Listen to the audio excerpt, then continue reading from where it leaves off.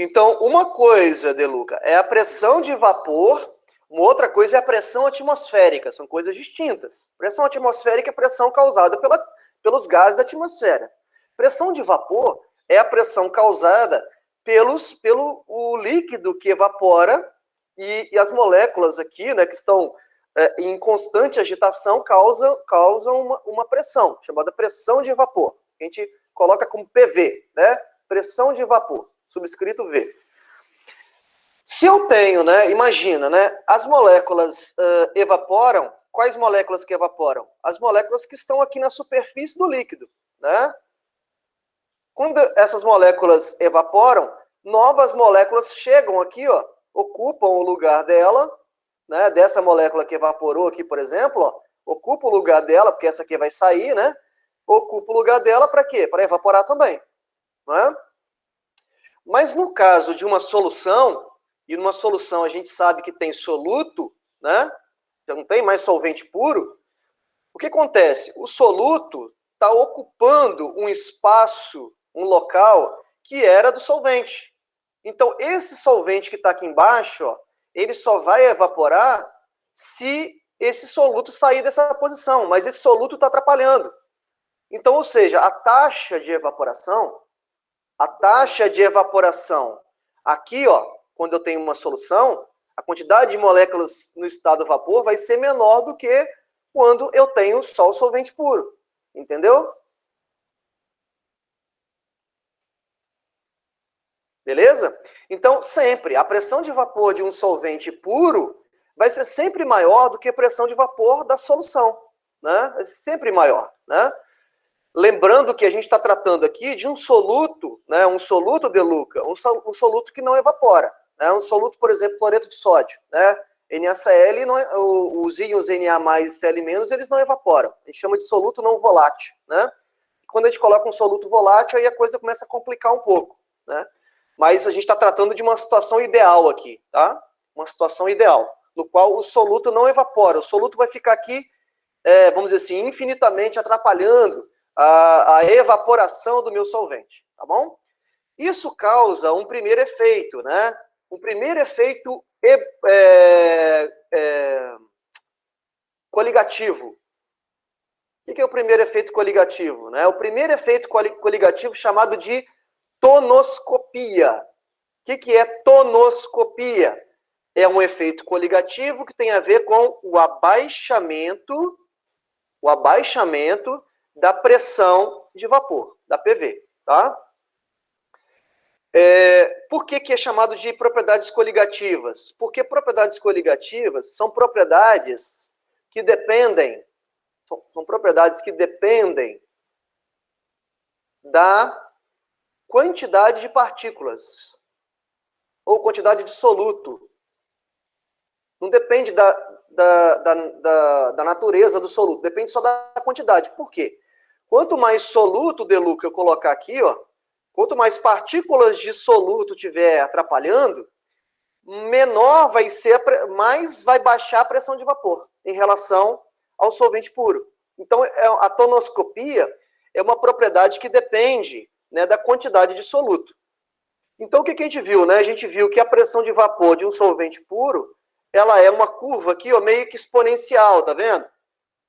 Que a minha canetinha aqui não dá para escrever, seguir a curva certinho. Tem que ter muita habilidade aqui de desenho.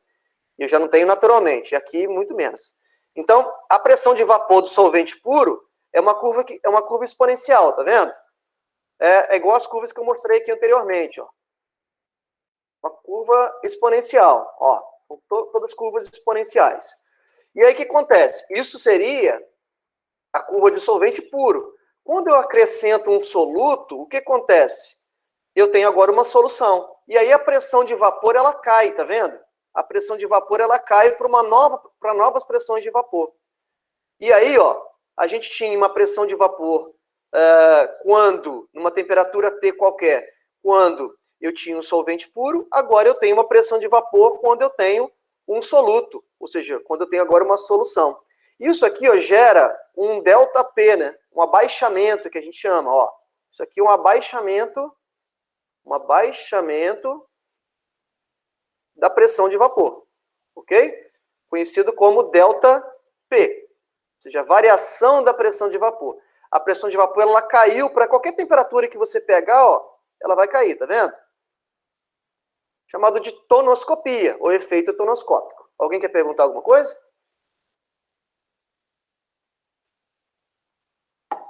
Parece que eu vi o microfone abrindo aí. E aí nós fizemos um exercício, né, sobre isso.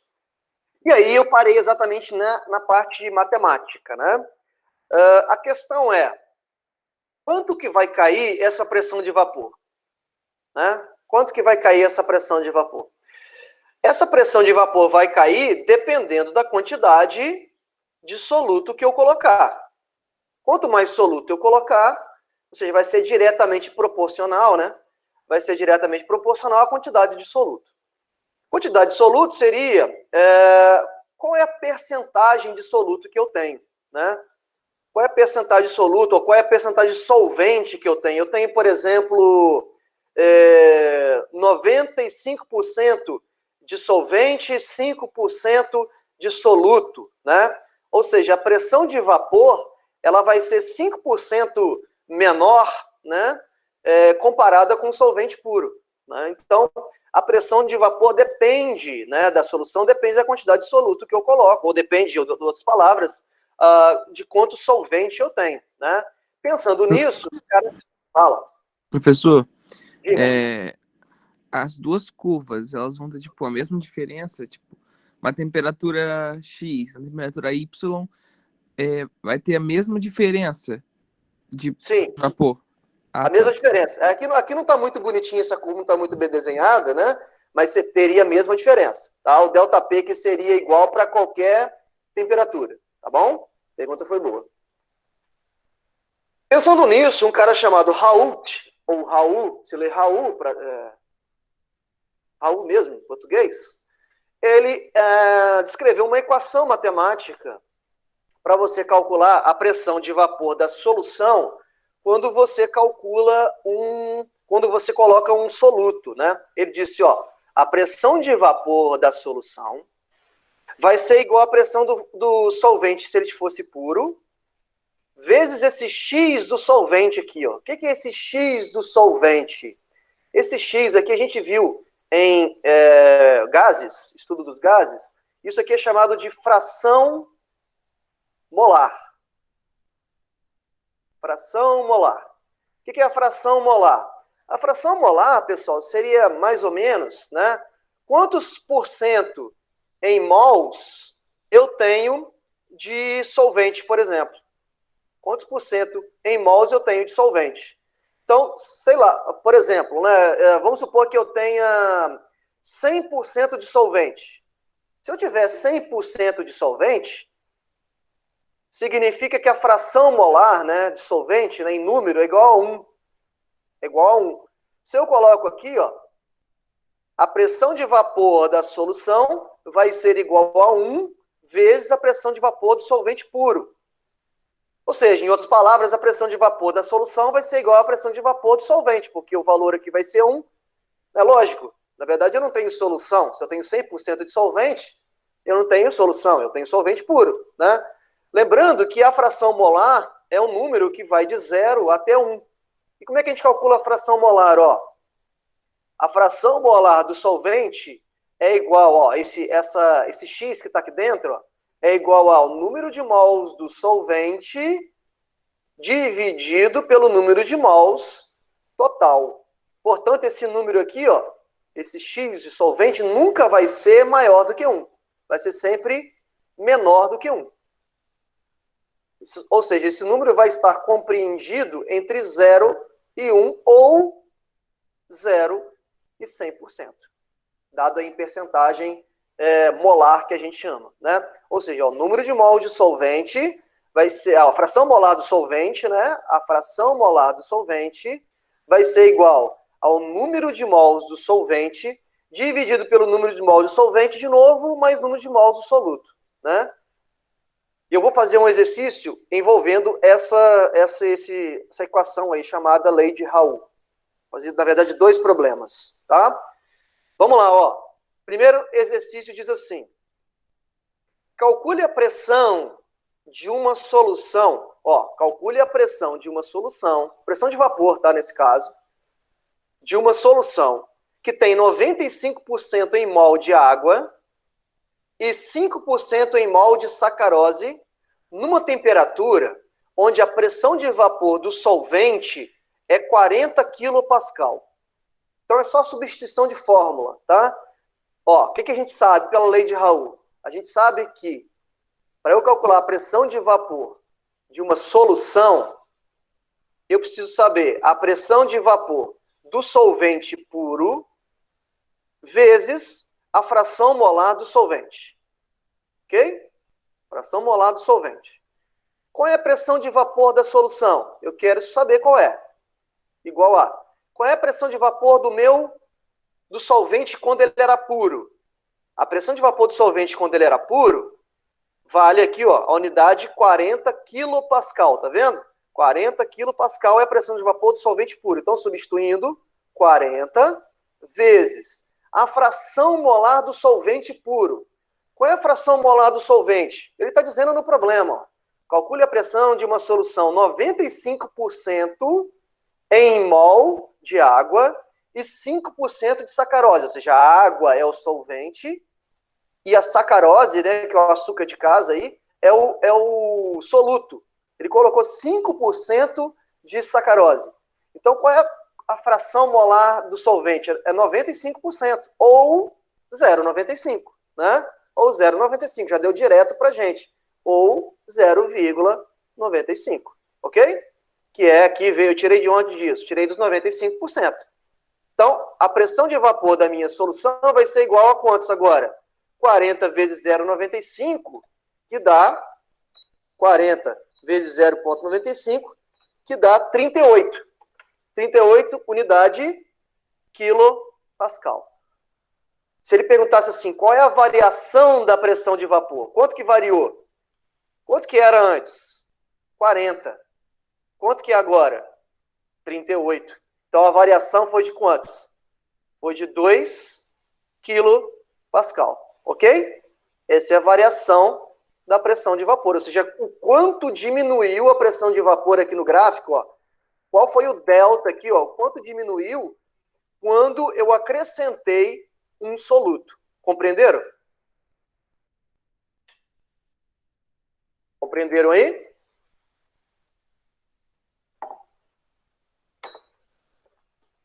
Alguma dúvida? Ok. Então, aí foi um problema mais fácil, né? Por quê? Eu usei a lei de Raoult. Fala, Larissa. Fala, Larissa. O que você não entendeu?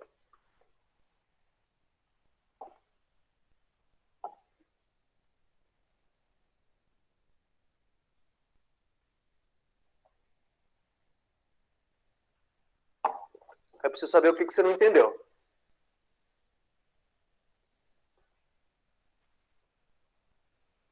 Então, vamos lá. Vamos com calma, então. Olha só. Vocês concordaram comigo? Eu não sei se concordaram.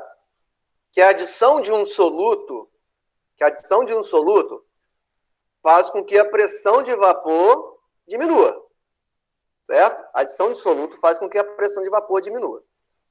A questão agora, matemática, né? Quanto que vai variar a pressão de vapor? Quanto que vai cair a pressão de vapor quando eu colocar um soluto?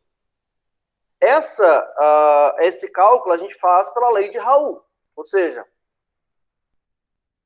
quanto mais soluto tiver, Larissa, quanto mais soluto tiver, mais essa PV de solução aqui, ó, vai diminuir. E ele coloca isso, né, em outras palavras, porque numa solução, o que eu tenho? Solvente e soluto. Se eu tenho mais soluto, significa que eu tenho menos solvente, não é isso? Se eu tenho mais soluto, significa que eu tenho menos solvente. Se eu tenho menos soluto, significa que eu tenho mais solvente. Então, uma coisa está balanceando a outra, né? No problema em questão, ele está dizendo que tem 95% em mols de água, que é o solvente, e 5% em mols de sacarose, que é o meu soluto. Então aqui, ó, imagina o problema. Na minha solução formada, 95% das moléculas é de solvente e 5% das moléculas é de soluto. Se eu tiver 100% de moléculas de solvente, eu não tenho soluto. Eu tenho 0 de soluto, ou seja, eu só tenho solvente. E nem solução é, né? A solução só é solução se tiver os dois, solvente e soluto. Então ele diz, no problema é que tem 95% em mol de água e 5% de sacarose. Numa temperatura onde a pressão de vapor do solvente puro, ou seja, o solvente puro tem uma pressão de vapor de 40.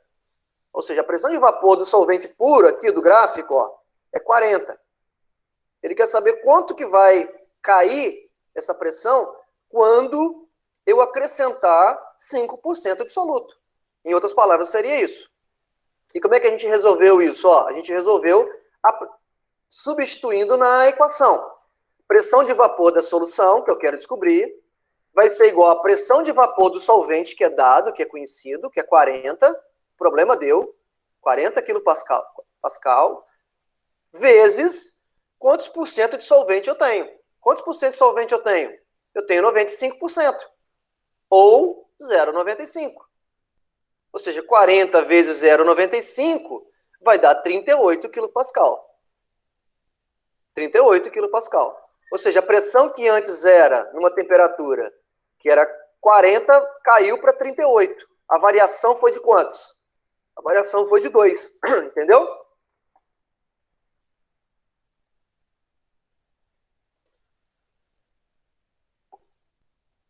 Então, Kramer, quando a gente fala de uma mistura homogênea, que é o caso de uma solução, isso não acontece, né? As moléculas elas se distribuem de forma igual dentro da minha solução.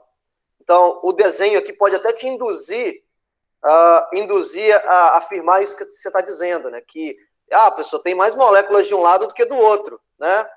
Mas isso não acontece, né, na prática. Na prática, as moléculas elas se distribuem de forma igual.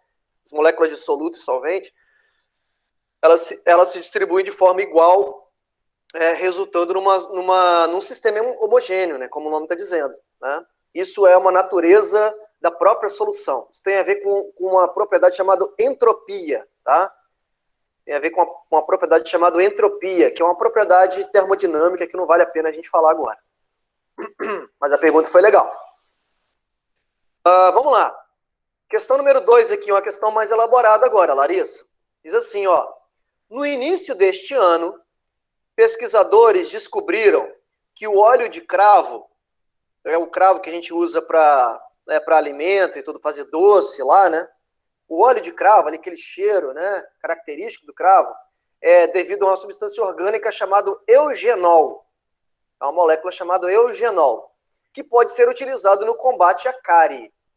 Isso aí é bem antigo, né? Na verdade, não é no início desse ano, é no início do século passado. Calcule a massa molecular do eugenol, sabendo que 0,144 gramas do composto em 10 gramas de benzeno. Então, vamos começar a interpretar o problema. Ó. Calcule a massa molecular do eugenol, sabendo que 0,144 gramas do composto, que composto? Do eugenol, em 10 gramas de benzeno, nesse caso o benzeno é o solvente, resulta numa solução com pressão de vapor 94,35 milímetros de mercúrio. Então, o que aconteceu? Quando ele acrescentou o eugenol no benzeno, que é o solvente, a pressão de vapor medida foi de 94,35 milímetros de mercúrio. E aí, a pressão de vapor do benzeno puro,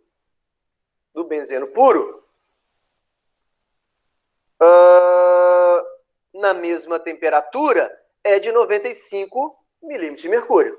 Então, o que aconteceu com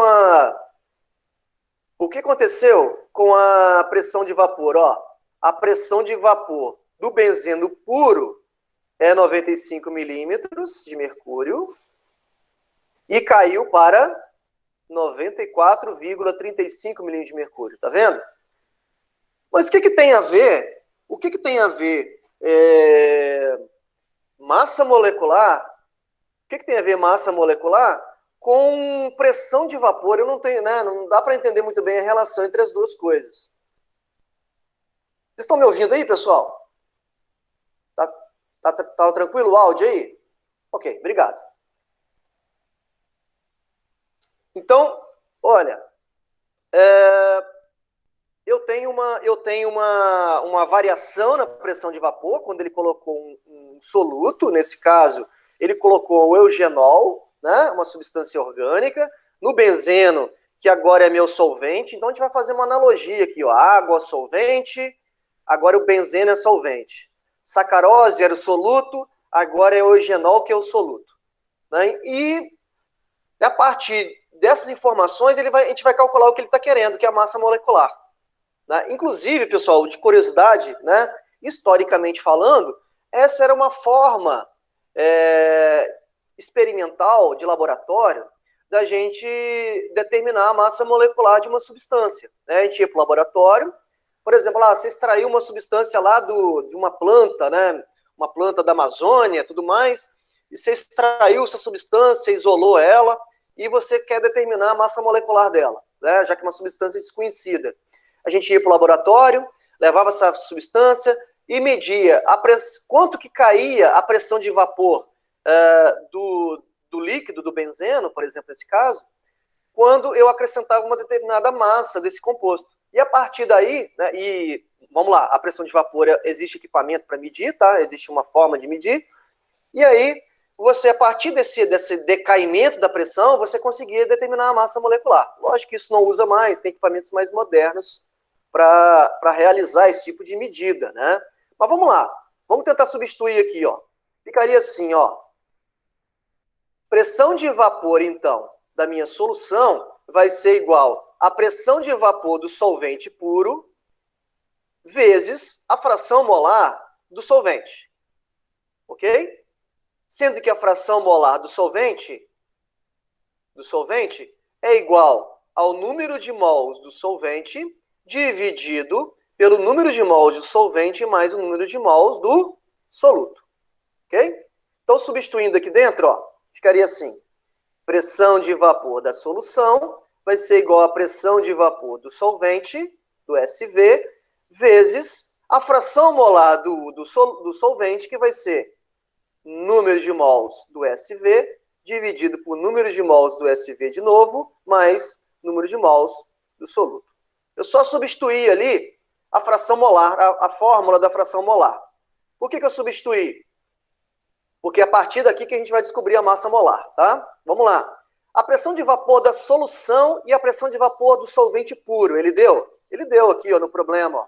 Do solvente puro é 95 milímetros de mercúrio. Quando ele colocou o soluto, caiu para 94,35. Houve uma queda, né? Então, vamos substituir, ó, 94,35, que é quando colocou o soluto. Do solvente puro é 95, né? Vezes, agora a gente vai abrir o parênteses aqui, ó, e começar a substituir as coisas.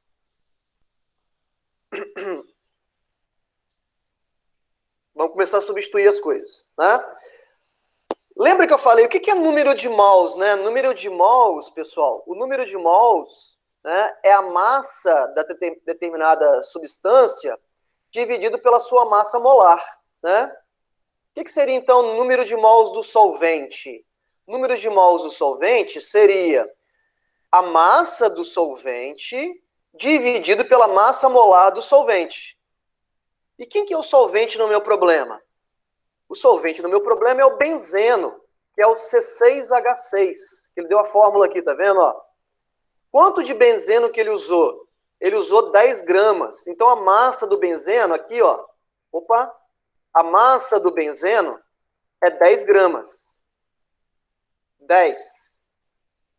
Aqui, ó. Massa dividido pela massa molar. E quanto que é a massa molar do benzeno?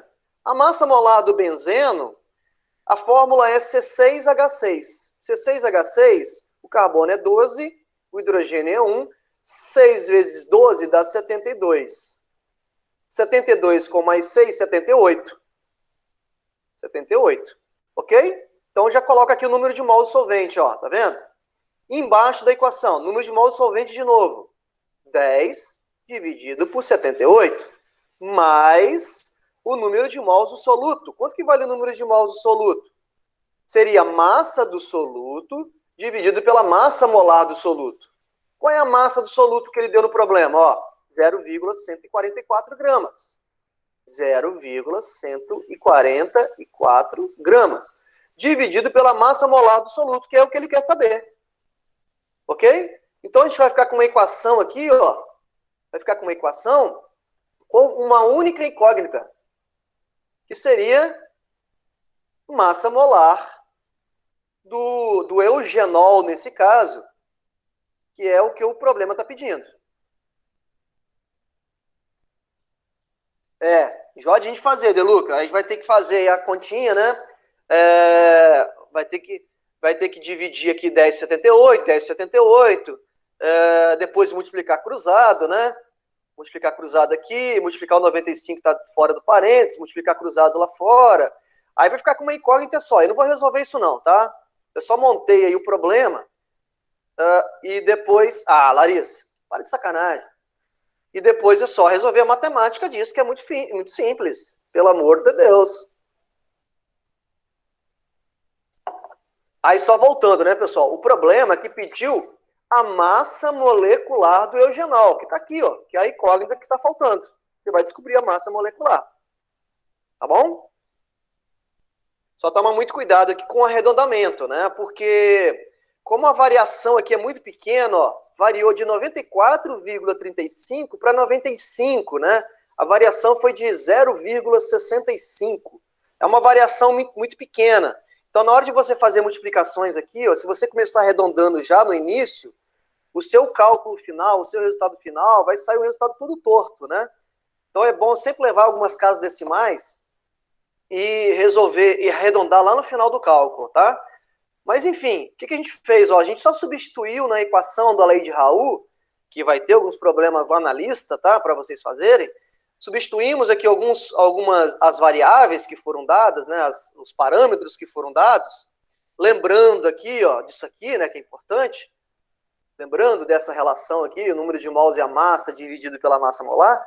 Fomos substituindo, né? Os valores. E aí o que falta agora é fazer matemática, né? Resolver matematicamente o problema. Tá bom? Vou deixar aí armado, montado para vocês terminarem. Lógico que vocês, eu tenho certeza que vocês vão terminar. Tenho muita fé nisso.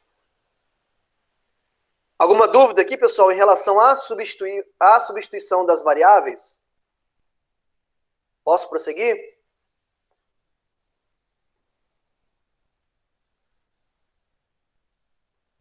Silenciou, continuei. Bom, e aí vamos lá. O que tem a ver essa pressão de vapor, então? O que isso pode causar em algumas propriedades dos líquidos puros, por exemplo, né? E aí eu mostrei esse gráfico, se eu não me engano, na aula passada. Eu só mostrei ele para vocês. Não sei se eu cheguei a mostrar. Esse é um gráfico que vocês vão estudar também em física, né? Chamado diagrama de fases, né? E vocês que são da área de eletromecânica vão estudar bastante também na parte de mecânica, na parte de mecânica dos materiais, né? De propriedades dos materiais, do aço, liga ferro, cobre, ferro, manganês, ferro, não sei o quê, né? Chamado diagrama de fases. Ah, legal, que bom. Ó, Alexandre Lito tá aí, olha só. O que é o diagrama de fases, Alexandre? É um diagrama, né? Esse é o diagrama da água, é muito característico esse diagrama na forma de Y, né? É um diagrama na forma de Y que mostra nas temperaturas e pressões, né, ambientais, né, ambientes, ou não, né? Quais são os estados físicos que existem, né? Que existe aquele material. Por exemplo, Esse é um diagrama de fase no qual eu tenho a pressão no eixo Y e temperatura no eixo X, né? Essa região aqui, ó, que eu vou mostrar, é uma região de pressão e temperatura, no qual a água está, né, ela existe no estado sólido. No estado sólido. Essa região aqui, ó, do meio do Y aqui, ó, é uma região no qual a água, né, a água pura, ela existe numa pressão, aqui, ó, pressão e temperatura, no estado líquido, ok? E essa região aqui de baixo, do Y aqui, ó, é a região onde a água está no estado gasoso, ou vapor, né? No caso da água, vapor, ok? Então, por exemplo, se eu tenho aqui uma temperatura de menos 5, né? Isso aqui não está na escala, né? Vamos supor que eu tenho uma temperatura de menos 5 e uma pressão de 1 atm. Menos 5, 1 atm, isso está dentro da área, né? Isso está dentro da área de água sólida. Se eu tenho uma temperatura se eu tenho uma pressão de 1 atm e uma temperatura de 150 graus Celsius, por exemplo, 150 graus Celsius, eu tenho água no estado vapor, ok? Se eu tenho uma pressão aqui bem baixinha, por exemplo, e uma temperatura muito alta, eu tenho água no estado vapor. Então, depende das condições de temperatura e pressão, né? E essa linha aqui, ó, essas linhas, são linhas que representam a fronteira. A fronteira. O que seria a fronteira? Seria o limite entre um estado físico e outro, né? Ou seja, né, a gente viu lá no início do primeiro ano, por exemplo, a 1 atm e 0 graus Celsius, no gráfico aqui não está na escala, né, pessoal? Mas a 1 atm e 0 graus Celsius, a gente tem a água em que estado físico? Fala para mim aí. A 1 atm e 0 graus Celsius. Qual é o estado físico da água? Sólido. Sólido. Todo mundo concorda? Ah, não. Tá no líquido indo pro sólido, né? Tá na fronteira, tá mudando de fase, como o De Luca falou aí, ó. Eu tenho nessa fronteira aqui, ó, eu tenho sólido e líquido ao mesmo tempo, né? Eu estou no meio, no ponto da fronteira. Eu tenho a coexistência dos dois estados físicos. De maneira semelhante, aqui, ó, eu tenho a fronteira do líquido para o gás, não é isso? Eu tenho a fronteira do líquido para o gás. A 1 atm e 100 graus Celsius, né, a gente tem aqui, ó, a coexistência do estado líquido e do estado gasoso, né? Aqui, ó, esse pontinho que está marcado aqui em aberto é chamado de ponto triplo. Por que é o ponto triplo? Esse ponto aqui, ó, é o ponto onde eu tenho a coexistência, nessa condição de temperatura e pressão, eu tenho a coexistência dos três estados físicos, sólido, líquido e gasoso. Existe uma temperatura e existe uma pressão no qual a água coexiste em três estados físicos, sólido, líquido e gasoso. Isso é chamado de ponto triplo. Mas, assim, é só um ponto de curiosidade mesmo, tá? Não tem aplicação prática nenhuma desse ponto triplo, tá? Por exemplo, né? Se eu tenho aqui, ó, se eu tenho água, por exemplo, se eu tenho água nessa condição aqui, ó, né, nesse ponto que eu estou mostrando, a água nesse ponto está sólido, não é isso? Está dentro da região sólida aqui, ó. Mas se eu aumentar a pressão, né, se eu aumentar a pressão mantendo a temperatura constante, o que vai acontecer? Se eu aumentar não, né? Se eu abaixar a pressão, né? Se eu abaixar a pressão, olha, eu entro para a região líquida, né? Eu entro para a região líquida. Então eu posso variar o estado físico da água pura variando as condições de temperatura e pressão, né? Mas enfim, não é bem isso que eu quero. Queria só mostrar o gráfico para entrar numa discussão agora. Para entrar nessa discussão das fronteiras, né? Dessas fronteiras que eu acabei de mostrar para vocês. A fronteira. Deixa eu apagar um pouco de coisa que eu escrevi. A fronteira do sólido para líquido, que a gente chama de fusão, não é isso? Ou solidificação, tanto faz, né? Essa fronteira aqui, ó, né? Sólido para líquido, que a gente chama de fusão. E a fronteira do líquido para o gás, que a gente chama de ebulição. Né? Aqui, né, de sólido para gasoso seria a sublimação, né? Para eu sublimar a água, por exemplo, o que eu teria que fazer? Para sublimar a água, eu teria que abaixar muito a pressão, abaixar a pressão, né? Abaixar a pressão atmosférica, abaixar a pressão do local, né? E aumentar a temperatura. Aí eu faria uma sublimação, passaria do sólido para o gás automaticamente, né? Mas não é isso que eu quero discutir com vocês. Eu quero discutir esses pontos aqui, ó. A fronteira da fusão e a fronteira da ebulição.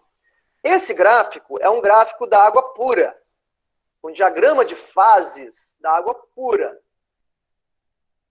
O que vai acontecer com a adição de um soluto, por exemplo? Se eu adicionar um soluto, o que vai acontecer com a pressão de vapor da água? A gente já viu, né? A pressão de vapor vai diminuir. Muito bem, vai diminuir. Então, olha agora aqui o gráfico, como é que vai ficar. Bom, aí tem uma animaçãozinha para mostrar as fronteiras, que eu já mostrei. Blá, blá, blá, blá, blá, blá, blá, blá, blá. Ponto triplo. É um outro diagrama colorido, mostrando as regiões, mostrando as mudanças de fase. Mas o que eu estou interessado é no seguinte, né? O que vai acontecer com a adição de um soluto, né? Olha só o que vai acontecer, ó. Na prática, isso também vai acontecer aqui, ó. Mas isso não tem muito interesse para a gente. Mas, ó, a linha pontilhada mostra a solução. A linha cheia mostra o líquido puro, a água pura. Então, o que aconteceu quando eu adicionei um soluto? Ó, a pressão de vapor vai cair em todas as regiões do gráfico. Né? A pressão, ó, que era uma aqui, ó, agora é qual? É outra. A pressão que era uma, agora é outra, tá vendo? Ela caiu em todas as regiões do gráfico, do diagrama de fases. Né? E olha o que aconteceu com as fronteiras, pessoal. A fronteira aqui, ó, que é a fronteira da fusão, estava nesse ponto, quando a água era pura. E o que aconteceu com a fusão quando acrescentou um soluto? Agora a fronteira está aqui, ó, nesse ponto. O que aconteceu então com a fusão da água? A temperatura, ela, que era antes aqui embaixo, ó, por exemplo, que era 0 graus Celsius, a temperatura de fusão da água, agora qual é a temperatura de fusão da água? É menor, né? É menor que 0 graus Celsius. Ficou negativo aqui, né? Ficou menos 5, menos 10, por exemplo, né? Ela baixou a temperatura de fusão. Entenderam aí? Olha a fronteira da ebulição. Onde que estava a fronteira da ebulição quando o líquido era puro, quando a água era pura? Estava nesse ponto. O que aconteceu com a ebulição? Passou, agora a fronteira está aqui, ó. Ou seja, antes a água fervia quantos graus? A água fervia, ó, temperatura aqui no gráfico de 100 graus Celsius. Quanto que está fervendo agora? Está fervendo uma temperatura de 100 graus mais um delta T ali, né? Essa variação aqui, ó. Ok? Entenderam? Então, olha só. A temperatura de fusão da água, que era 0, ela caiu por um delta aqui, ó. Menos delta T. E a temperatura de ebulição aumentou de 100 para um delta T. Professor, vai ser sempre assim? Vai ser sempre assim. Sempre assim. Se você acrescentar açúcar na água, o que vai acontecer com a temperatura de ebulição? Na hora de fazer um café lá, por exemplo. A temperatura da água vai aumentar de ebulição. Ela vai ferver uma temperatura maior que 100 graus Celsius. E aí quem é entendedor de café, os caras que falam que entende de café e tudo mais, primeiro, né, não bebe café com açúcar, né? Segundo, para se fazer um bom café, segundo os caras, né, dizem, você tem que aquecer a água, você não pode deixar a água ferver, você tem que aquecer a temperatura de 70 graus Celsius. Essa seria a temperatura ideal para se fazer um café. Aí imagina então o que a gente faz, né? A gente coloca açúcar na água, coloca a água para ferver, e aí a água vai ferver não a 100, porque já tem açúcar, vai ferver a 100 mais um ΔT, né? Vai ferver a 105, 110 graus, né? E aí, além disso, você vai gastar mais gás do seu botijão, né? Porque, tem gente que gosta com açúcar, né? Mas tem gente que, por exemplo, né? Eu que já viajei, sei lá, alguns lugares aí, os caras nem colocam café na sua mesa, entendeu? Nem colocam café. Por quê? Porque o café que vai para fora, né? É um café totalmente diferente do café nosso aqui, né? Início de conversa, né? O café que fica aqui só fica café ruim. Os cafés bons, né, vão todos para fora. E os cafés que vão para fora, eles já são adocicados naturalmente. Né? Lógico, não chega a ser adocicado como a gente está acostumado, né? Com muito açúcar. Mas não tem gosto de queimado, não tem amargo, né? E por aí vai. Mas, enfim, se você for ferver uma água pura ferve a 100 graus Celsius. Se você coloca algum soluto, seja ele sal de cozinha, seja ele açúcar, seja ele o que for, a água não vai ferver a 100, porque a pressão de vapor, olha só como é importante a tonoscopia. A tonoscopia gerou dois outros efeitos. Quais são os dois outros efeitos? A variação na temperatura de fusão e a variação na temperatura de ebulição.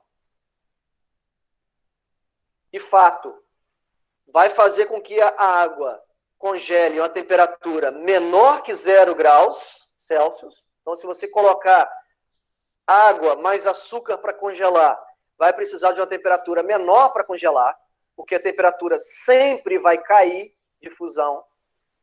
E se eu quiser ferver uma água com açúcar, vai ferver numa temperatura maior. Ou seja, a fusão diminui a temperatura, né? E a ebulição aumenta. Sempre, sempre. Coloca na cabeça isso, sempre. E o que está por trás desses efeitos? O que está por trás desses efeitos é a variação na pressão de vapor. Olha só como é que a pressão de vapor causou isso tudo, né? Variou a temperatura de fusão e ebulição. E vai variar mais ou menos de acordo com o quê, pessoal? O que vocês acham? Vai aumentar mais a temperatura de ebulição ou vai diminuir mais a temperatura de fusão, dependendo de quê? Dependendo de quê? Vocês têm ideia?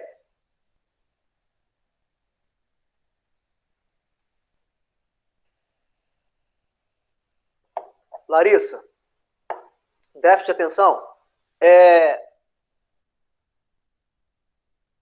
A pergunta minha é o seguinte: esse delta aqui, esse delta T vai ser maior ou vai ser menor de acordo com o quê? Né? Quanto maior o quê que vai variar mais a temperatura? O que vocês acham? O De Luca já colocou aí, né? Quanto mais soluto, Larissa, eu colocar, né? Quanto mais soluto eu colocar, maior vai ser essa variação da temperatura de ebulição e fusão. Por quê? Mais esse gráfico aqui, da pressão de vapor vai variar. Né? Então, por isso que eu falei, o que está por trás disso tudo é a pressão de vapor. Né? Por isso que é chamado de propriedade coligativa. Por que é propriedade coligativa? São propriedades que dependem somente da quantidade de soluto que eu estou colocando. Não depende do tamanho do soluto, não depende do tipo de soluto, se é sal de cozinha, se é açúcar. Se eu coloco a mesma quantidade em mols de açúcar ou a mesma quantidade em mols de sal, o efeito vai ser o mesmo. Né? O efeito vai ser o mesmo. Essa variação da fusão e da ebulição recebe um nome aqui nas propriedades coligativas. Essa variação da temperatura de fusão, esse ΔT de fusão, é chamado de crioscopia. Crioscopia. E essa variação na temperatura de ebulição é chamado de ebulioscopia. Ok? Está escrito aqui embaixo, né? Crioscopia, ebulioscopia e tonoscopia, que a gente já tinha falado. O que é tonoscopia? Tonoscopia é a variação, é o abaixamento da pressão de vapor, tá? São as 3 propriedades coligativas. A gente vai falar mais de uma, mas são as 3 propriedades coligativas que estão interligadas, estão conectadas umas às outras. Sério? Estou explicando mais confuso? Ou são as palavras que estão mais complicadas?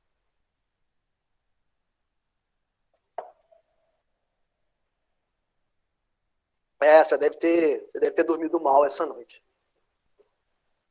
Você deve ter dormido bem mal essa noite. Bom, e aí, vocês concordaram comigo que essa variação da temperatura de fusão aqui, ó, e essa variação da temperatura de ebulição, que são chamados de crioscopia e ebulioscopia, obviamente a tonoscopia é tudo função da quantidade de soluto que eu coloco. Quanto mais soluto eu colocar, mais vai variar esses efeitos, né? Algumas aplicações práticas desses fenômenos, uma delas é em países frios, né? A região norte do nosso globo, né? Ou região muito sul do nosso globo, que são regiões que tem gelo, né? Nevam, por exemplo. É muito comum nas estradas, né? Onde tem muita neve se formando, né? A adição de sal, né? Aqui o cara está adicionando sal, na verdade, acho que o carro aqui deu uma escapada aqui, né? Mas ele adicionou sal aqui na pista, né? Por que ele adicionou sal à pista? Qual o objetivo dele fazer isso? O objetivo dele fazer isso é diminuir a temperatura de fusão da água, né? E ao diminuir a temperatura de fusão da água, eu tenho um derretimento dessa neve que se forma nesses ambientes, né? Por exemplo, no asfalto, né? Em asfalto, em autopista. Então é muito comum, porque o sal, nesse caso, que ele está adicionando, o sal é o soluto, né? E o soluto faz com que a pressão de vapor abaixe e, consequentemente, a temperatura de fusão abaixe, né? Essa é uma aplicação da chamada crioscopia. Também muito usado, né? Quando você vai fazer um churrasco, por exemplo, e quer gelar uma cerveja, gelar um refrigerante de forma mais rápida, o que você faz? O que a gente faz? A gente já coloca um isopor, né? Com gelo, e aí acrescenta ou sal, né? É muito comum acrescentar sal ou também acrescentar álcool, né? Os dois juntos. Por quê? O acréscimo de sal ou o acréscimo de algum soluto ali no gelo faz com que a temperatura de fusão da água lá, do gelo que estava 0 graus, a temperatura do gelo que estava 0, cair, por exemplo, para menos 10, né? Menos 15 graus Celsius, né? Isso faz com que a gente consiga refrigerar, né? Gelar a bebida mais rápido, né? Isso tem uma consequência. Qual é a consequência? O gelo vai derreter muito mais rápido, né? Mas tudo bem. Você conseguiu gelar a sua bebida também a uma temperatura bem mais baixa. Aqui tem um exemplo, ó. Aqui, ó, a temperatura, deixa eu só ver aqui. Sim, a temperatura aqui está 0 graus Celsius. Deixa eu só lembrar qual que é qual aqui, ó. Espera aí.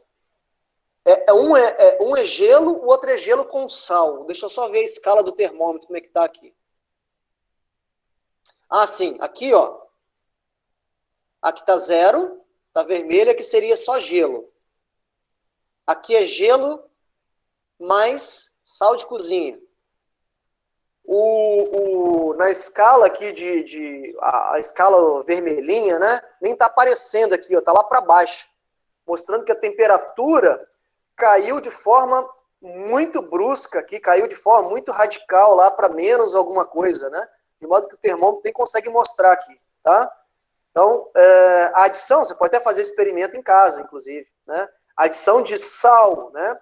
A adição de sal ao gelo, por exemplo, faz com que a temperatura de fusão, né, do gelo caia de forma abaixo, né, de 0 graus Celsius. Isso aqui era muito usado para quem faz, por exemplo, sorvete. Quem tem fábrica de sorvete, antigamente não tinha como gelar muito, né, fazer um sistema de temperatura muito baixa, né? Porque quando você usa gelo, só o gelo chega a 0 graus Celsius. Mas para fazer uma temperatura mais baixa do que isso, o que a gente tem que fazer? Colocar gelo e misturar isso com sal, né? E quando você faz isso, você cria o que a gente chama de salmoura. E aí a água fica numa temperatura, o gelo, a mistura gelo mais sal, fica uma temperatura muito mais baixa do que 0 graus Celsius. Muito bem. Olha aqui que interessante, ó. A água pura congela a 0 graus Celsius. A água, agora, com glicose a 1 mol por litro, congela a menos 1,86 graus Celsius. A água com glicose 2 mols por litro, congela a menos 3,72 graus Celsius. Note que 3,72 aqui, ó, caiu, a temperatura caiu 2 vezes, tá vendo? Por que a temperatura caiu 2 vezes? Porque a concentração molar aqui da glicose, ó, dobrou, tá vendo? Então, quanto mais concentrado tiver em termos de soluto, quanto mais concentrado tiver a minha solução, mais vai variar proporcionalmente, né? Mais vai variar a temperatura de fusão nesse caso. Ok? Aí uma pergunta muito comum aqui, ó, dentro de propriedades coligativas. Gabriel deveria efetuar experimentos e analisar as variações que ocorrem nas propriedades de um líquido, quando solutos não voláteis são adicionados. Para isso, selecionou-se amostras abaixo indicadas. Água pura, solução aquosa 0,5 molar de glicose, solução aquosa 1 molar de glicose e solução aquosa 1 molar de cloreto de cálcio. A amostra que possui maior pressão de vapor é... Qual que vai ter maior pressão de vapor das amostras listadas? Água pura, solução de glicose, isso, exatamente. Por quê? A água pura não tem nada, só tem água. Se eu acrescentar qualquer soluto independente da quantidade, a pressão vai cair. Ou seja, a água é o que tem maior pressão de vapor, letra A. Muito bem, Larissa. Então você está entendendo sim, né? Agora aqui uma questão interessante, olha. Qual solução abaixo produzirá maior efeito coligativo? Ou seja, qual que vai causar maior pressão, maior variação na pressão de vapor? Qual que vai causar maior variação na temperatura de ebulição? Qual que vai causar maior variação na temperatura de fusão? Qual dessas substâncias aqui, ó? Qual dessas soluções, na verdade? NaCl 0,1 mol por litro, HCl 0,1 mol por litro, sulfato de sódio aqui, ó, 0,1 mol por litro, ou C6H12O6, que é a glicose 0,1 mol por litro, né? Qual delas que vai fazer maior variação nas propriedades coligativas? O que vocês acham?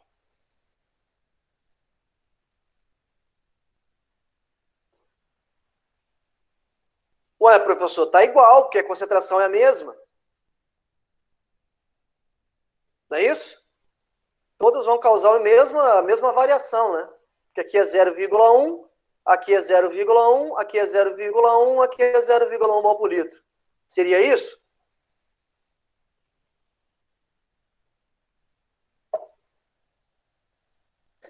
O que vocês acham?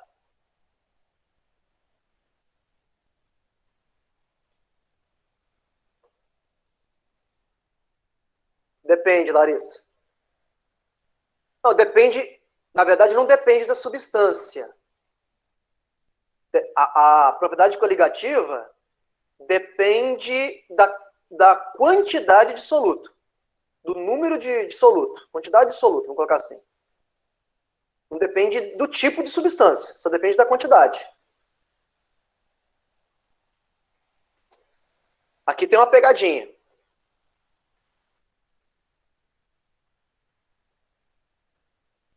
Podia dar um ponto extra para quem falar, né? Para quem responder aqui qual delas que seria e por quê.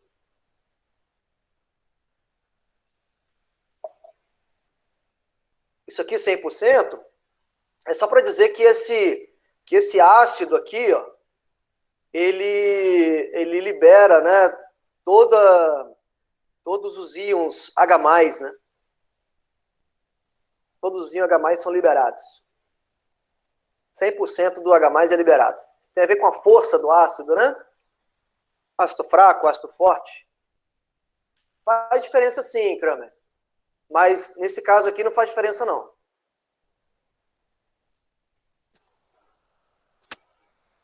Não. Não tem a ver com ligações intermoleculares. Tem a ver com... Vou botar bem aqui, né? Botei bem. Tem a ver com isso daí, ó. Tem a ver com a quantidade de soluto. É a quantidade de soluto que vai fazer variar a pressão de vapor, que vai fazer, consequentemente, variar a temperatura de ebulição, a temperatura de fusão. Voltando.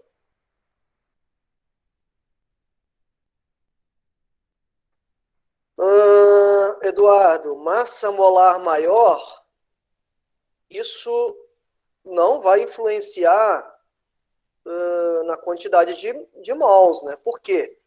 Todos estão na mesma concentração, tá vendo? Todos têm uma mesma concentração. Mas a partícula, né? O tamanho da partícula, que tem a ver com a massa molar nesse caso que você está falando, vai variar muito pouco entre uma partícula e outra. Oi? Eduardo, o que você não ouviu? Assim,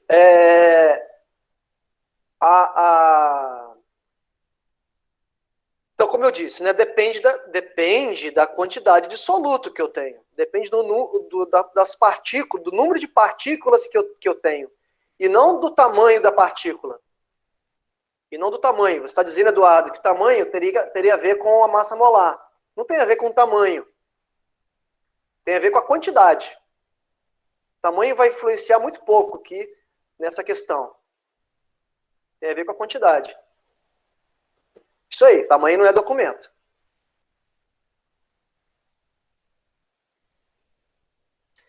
Então, Delano, olha só. Vamos lá, eu vou tentar ajudar vocês aqui. Quando a gente coloca o NaCl em água, em solução, ele fica na forma de NaCl? Exato, Adonias. Seria aquele que dissocia mais, ou aquele que dissocia em maior, que libera a maior quantidade de íons, né? Que libera a maior quantidade de íons. Por exemplo, ó, letra A aqui, ó, que seria o caso do NaCl. Quando eu coloco NaCl em água, ele não fica na forma de NaCl. Ele libera duas partículas. Quais? Na mais Cl menos. Será que é a letra A? Vamos ver. Ó, a concentração desse cara aqui é 0,1 mol por litro.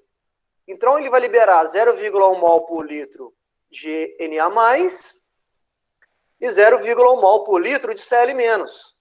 Então, o total aqui, ó, vai dar um total, ó, de partículas, 0,1 mais 0,1, que vai dar 0,2 mols por litro de partículas.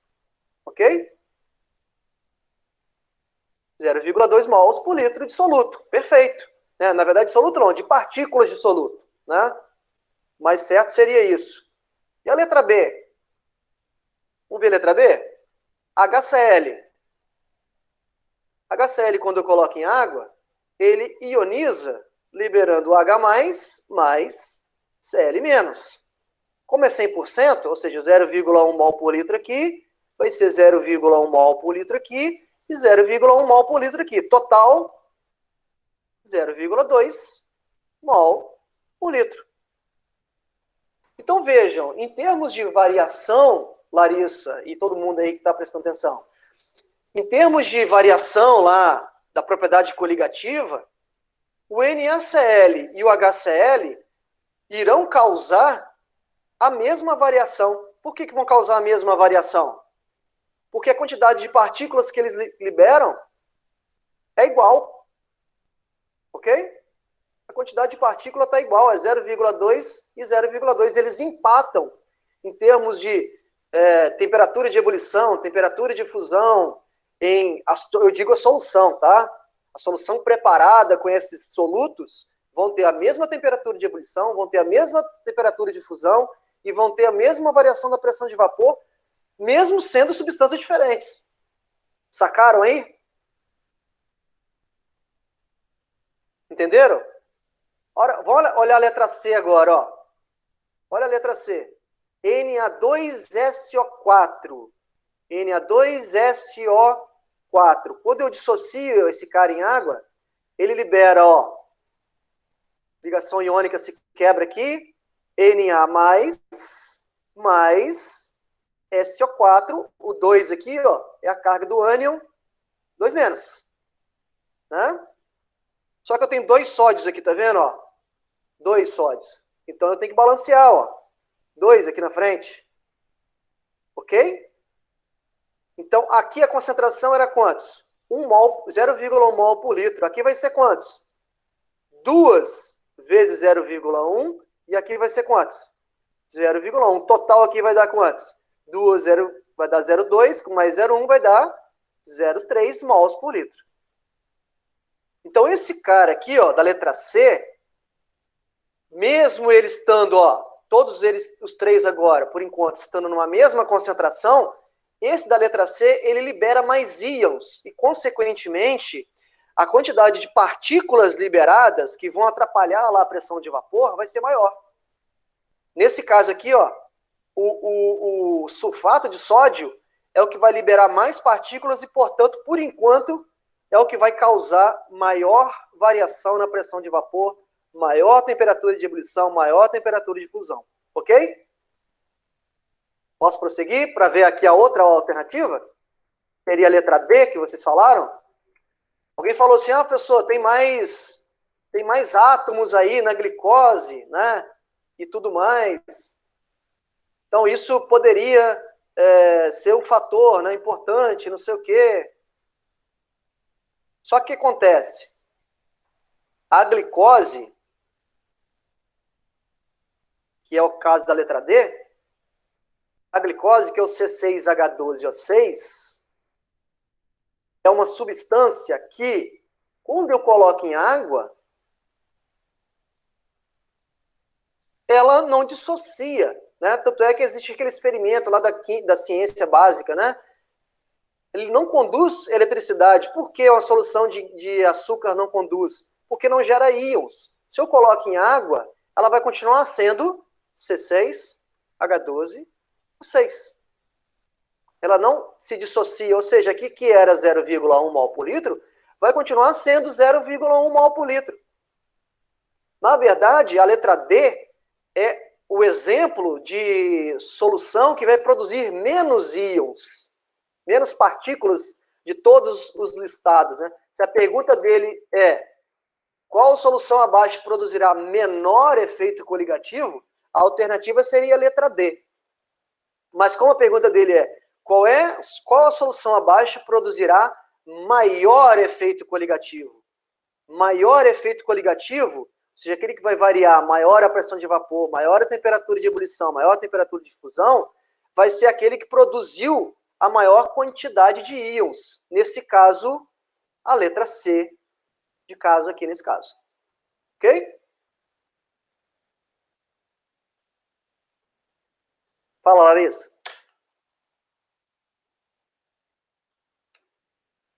Sempre, Larissa. Sempre. Por quê? Você tem que lembrar que isso aqui são soluções aquosas. E uma solução aquosa, quando eu coloco um sal, ele dissocia. Quando eu coloco um ácido, ele libera H+. Quando eu coloco uma base, libera OH-. Então, quando eu adiciono essas substâncias em água, essas substâncias elas não ficam ligadas aqui como estão descritas, né? Como está descrito. Né? Eles se separam, os íons se separam. Isso só não vai acontecer, basicamente, só não vai acontecer com moléculas orgânicas como essa. Né? Glicose, sacarose, né? E por aí vai. Essas moléculas orgânicas, elas não dissociam. Mas as moléculas inorgânicas, elas dissociam. E se elas dissociam, elas produzem íons. E ao produzir íons, a gente tem que fazer esse cálculo, né? Dizer, olha, quantas partículas são liberadas em cada caso? E aí fazer um comparativo. Entendeu?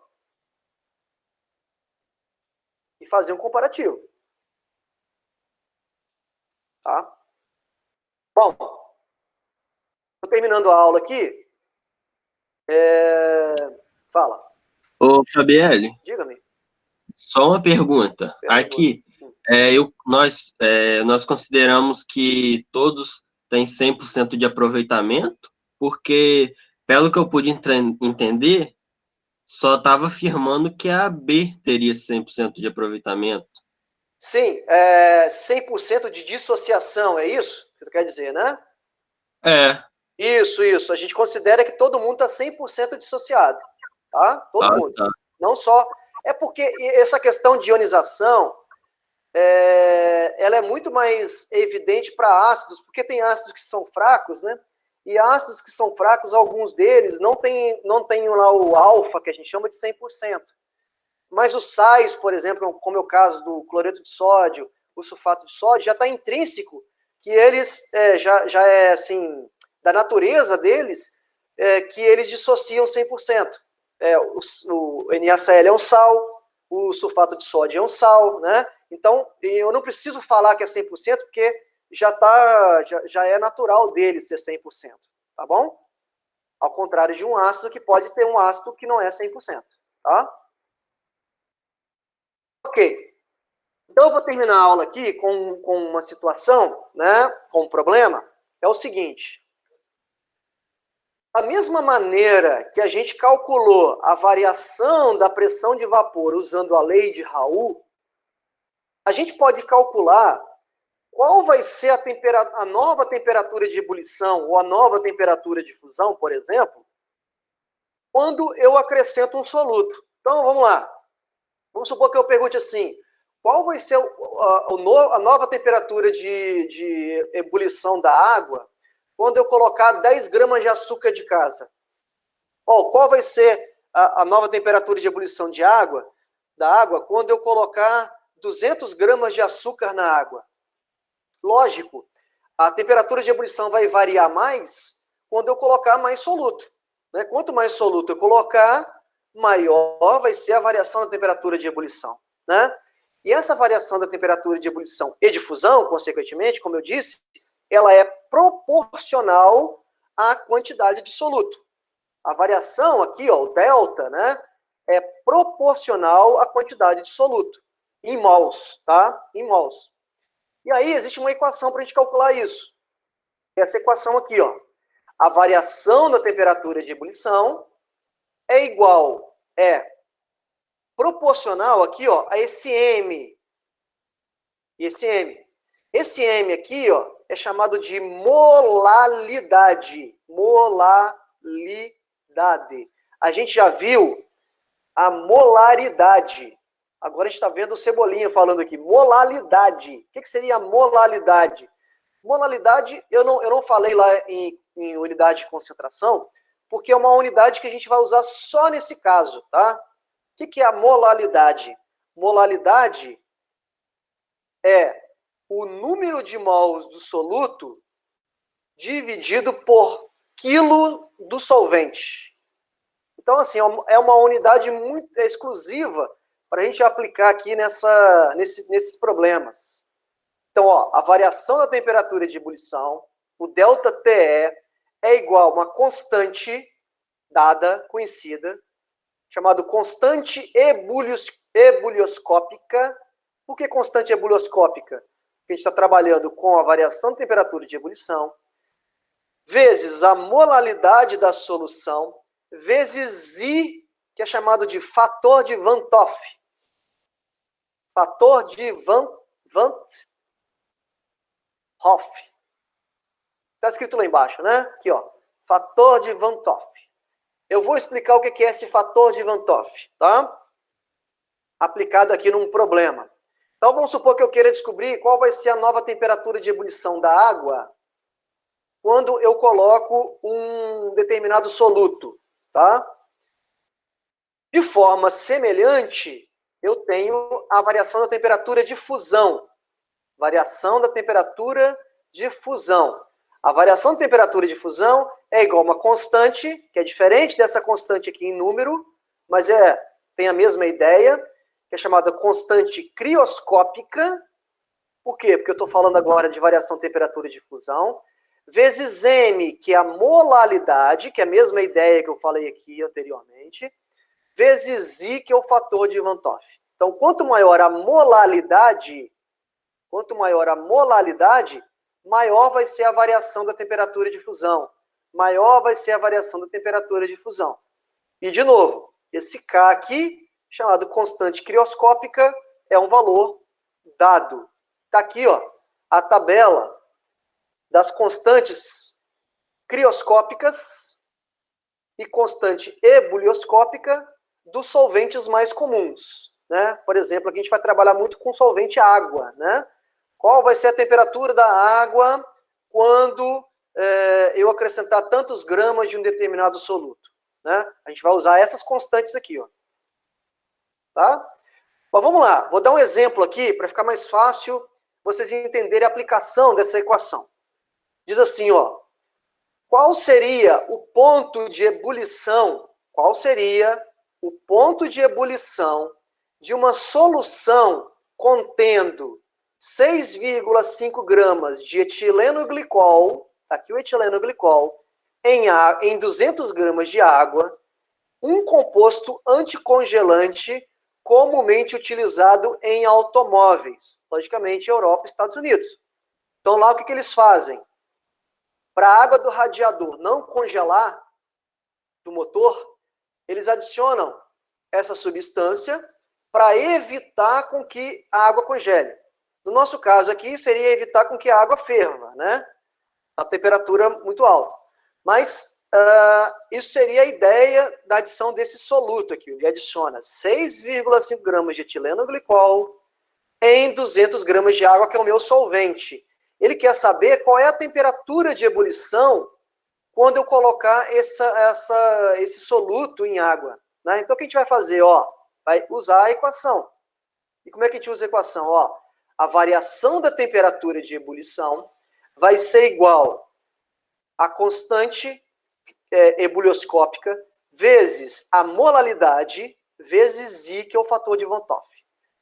Então, a variação da temperatura de ebulição vai ser igual. Qual é a constante ebulioscópica da água? Está aqui, ó, 0,52. Até o problema deu também, ó, 0,52. Então, 0,52 vezes a molalidade. O que é molalidade mesmo? Molalidade é o número de mols do soluto dividido por quilos de solvente. Vezes o fator de Van 't Hoff. O que é o fator de Van 't Hoff? Vou colocar aqui, ó. Vou deixar aqui por enquanto. Então, ΔTE de ebulição vai ser igual a 0,52 vezes número de mols do soluto. Quem é o soluto do meu problema? O soluto do meu problema é o etileno glicol, que tem fórmula C6H6O2.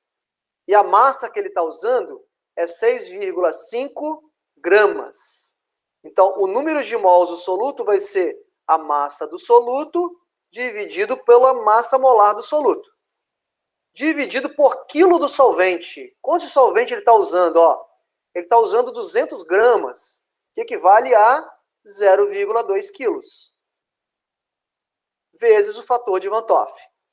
Então, o ΔT de ebulição vai ser igual a 0,52 vezes a massa do soluto. Quanto de soluto ele está usando? Ele está usando 6,5 gramas. Qual é a massa molar do soluto? Massa molar do soluto, C6H6O2.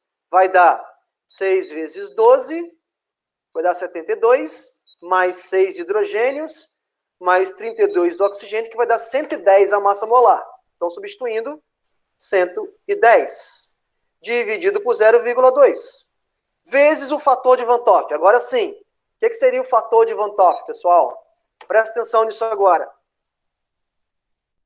Quantas partículas o NaCl libera? 2. Quantas partículas o HCl libera? 2. Quantas partículas o Na2SO4 libera? 2, com mais 1, 3.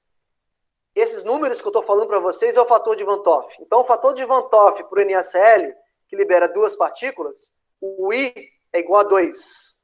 Para o HCl, o I é igual a 2. Para o Na2SO4, o fator de Van 't Hoff é igual a 3. Para a glicose, que só liberou uma partícula, o fator de Van 't Hoff é igual a 1. Isso é o fator de Van 't Hoff. Então, o fator de Van 't Hoff aqui, ó, para o etileno glicol, que é uma molécula orgânica, que é... Fala, Larissa.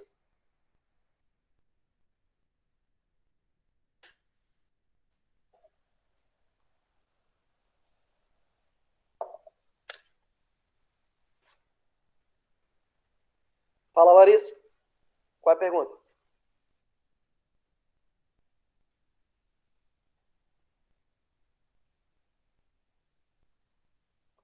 Não. Olha só. O fator de Van 't Hoff é a quantidade de partícula que cada soluto libera. Ou seja, 1 mol de NaCl libera 2 mols de partículas. 1 mol de HCl libera 2 mols de partículas. Isso não tem a ver com a concentração aqui do problema. Tem a ver com a quantidade de partículas liberadas. Então, para cada 1 mol de NaCl, são liberados 2 mols de partículas. Então, o fator de Van 't Hoff é 2. A glicose, para cada 1 mol de glicose, libera 1 mol de partícula. Ela continua como está. Então, o fator de Van 't Hoff dela é 1. Ok?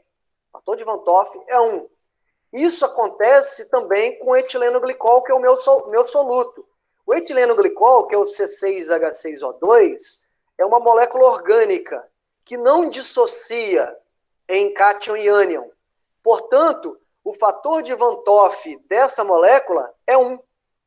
Ok? Ah, professor, quando que vai ser diferente de 1? No caso do NaCl. Do NaCl vai ser quantos? Vai ser 2. Por que vai ser 2? Porque cada NaCl libera Na mais Cl menos, divide em 2, ou seja, vai ser 2 o fator de Van 't Hoff. Sacaram a diferença? Ou seja, vai ser sempre 1 aqui o fator de Van 't Hoff quando eu tenho uma molécula orgânica. Agora, quando eu tenho uma molécula, um sal, por exemplo, aí eu tenho que ver qual é o fator de Van 't Hoff. Tá bom? Tanto é que não vai fazer diferença nenhuma aqui esse 1 multiplicado, tá? Esse fator de Van 't Hoff é um fator de correção, tá? Porque quando libera muitas partículas, eu tenho que corrigir pela quantidade de partículas que são liberadas. Seria basicamente um fator de correção aí, meu problema, tá? Então, resolvendo isso, ficaria assim, ó, o ΔT de ebulição vai ser igual 6,5 dividido por 110, dividido por 0,2 vezes 0,52. Isso vai dar um delta de 0,15 graus Celsius. Ok?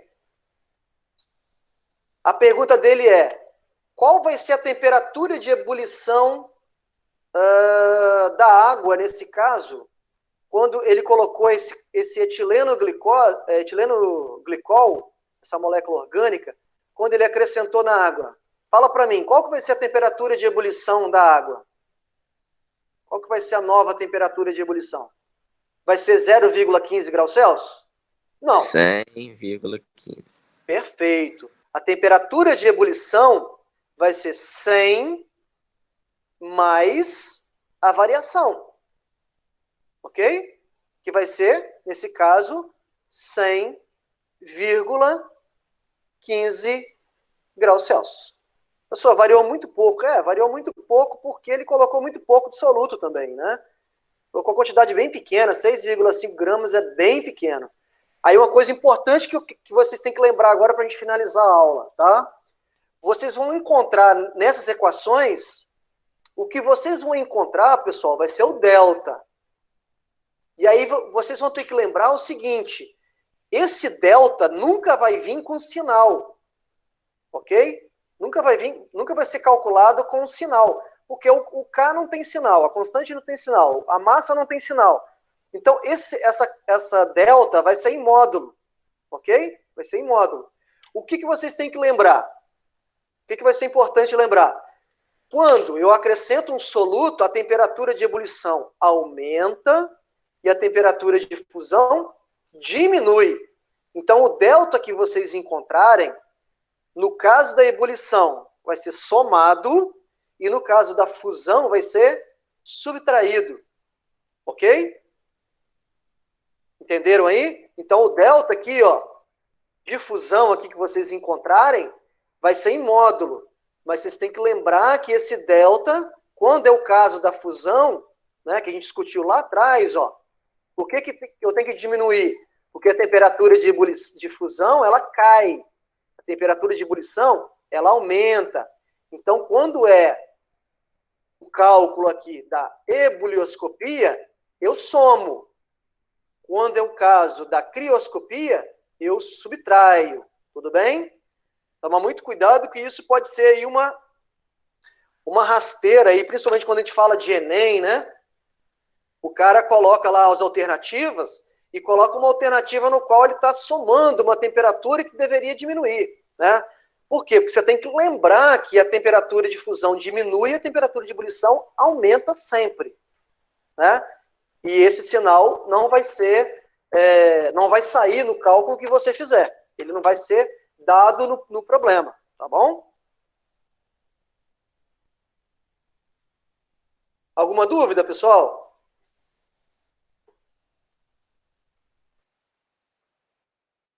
Faltou só um pedacinho aqui para a gente terminar na aula da semana que vem. Tem um problema aqui com o exemplo 2 também, que a gente pode fazer na aula da semana que vem.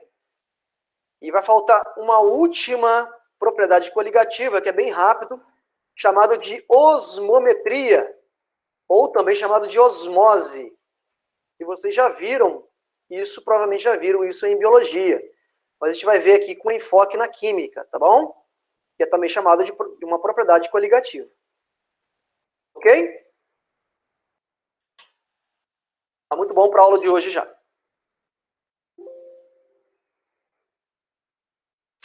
Beleza. Então eu vou, como de costume, passar uns exercícios depois da apostila sobre esse tópico. Vocês me entregaram na semana que vem, sobre os tópicos, né? Desde antes da avaliação, que a gente começou já a discutir até a aula de hoje.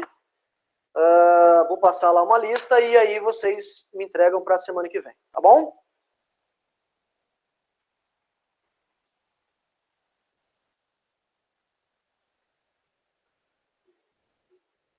Posso encerrar aqui?